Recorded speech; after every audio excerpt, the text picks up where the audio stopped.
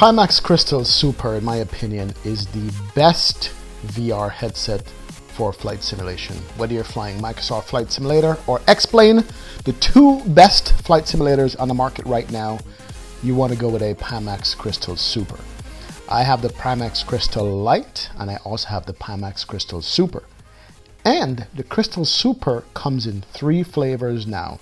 You can get the Pimax Crystal Super 50 ppds, 57 ppds, and also the ultra wide. And today we're going to take a look at the 57 ppd version of that.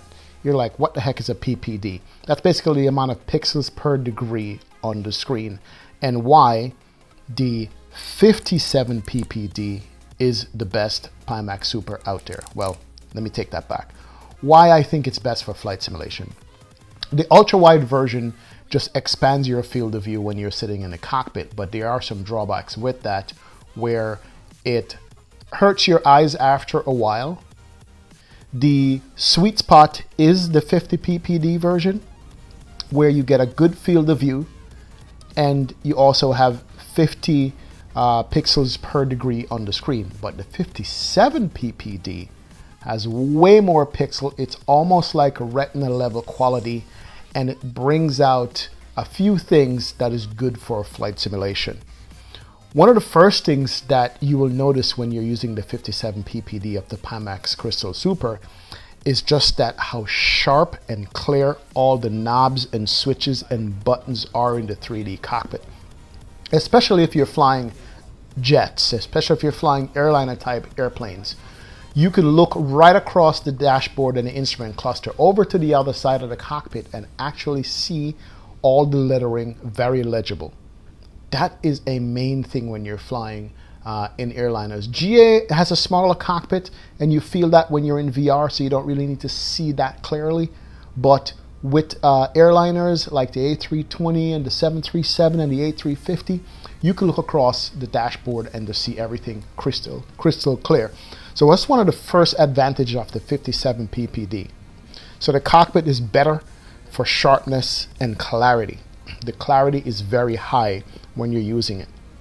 Now, crazy enough, you also get better performance with the 57 ppd. Even though it has more pixels per degree than the 50 ppd version, for some reason it performs better. And I know what that reason is, and I'll let you know what the reason is here shortly. But the performance is the best of all the 3 headsets in flight simulation. And as you know, in flight simulation, you have so much things going on with add-on airplanes that are complex, with sceneries that are complex, if you're flying online with traffic. So every extra frames you can get, you want to have that, especially when you're running VR so you don't get sick. And so this performs better than all the other 2 headsets out there that's available from Pimax, which is really, really a good thing to have, is the performance. Definitely you get FPS gains over the 50 ppd, about 10 to 15 FPS gains you'll have. It has QLED screens. They're 3840 by 3840. That's like 29 million pixels. So that's why you're getting that good performance. It's glass aspheric lenses, and it's a high quality lens.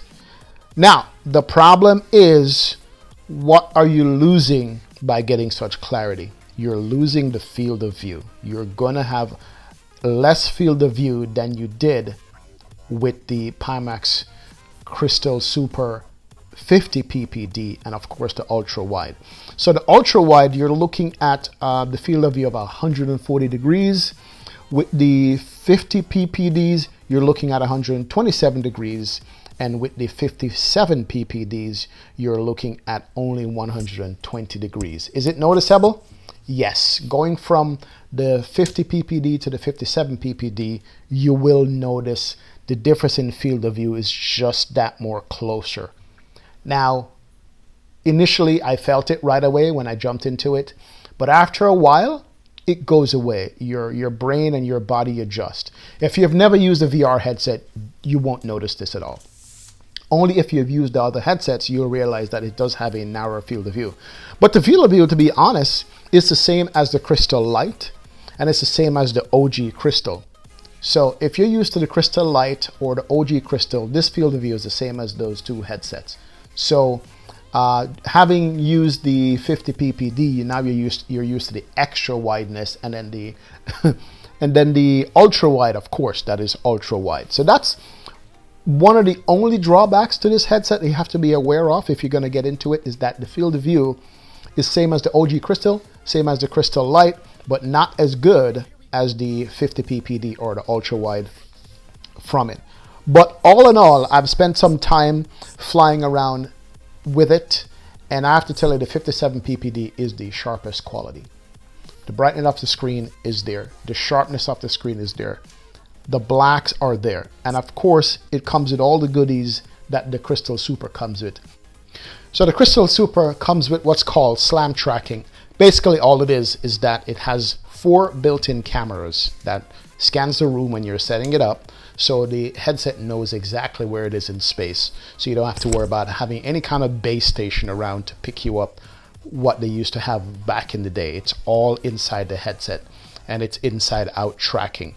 Also, the eye tracking gives you dynamic foveated rendering. Even though Microsoft Flight Simulator has a foveated rendering that you can turn on and off, it's also built into the headset, so when you move your eyes around, it knows exactly where the sweet spot is, where you're looking, and makes that the most sharp and the most focused area of the cockpit. Why do you need that? It just saves on performance.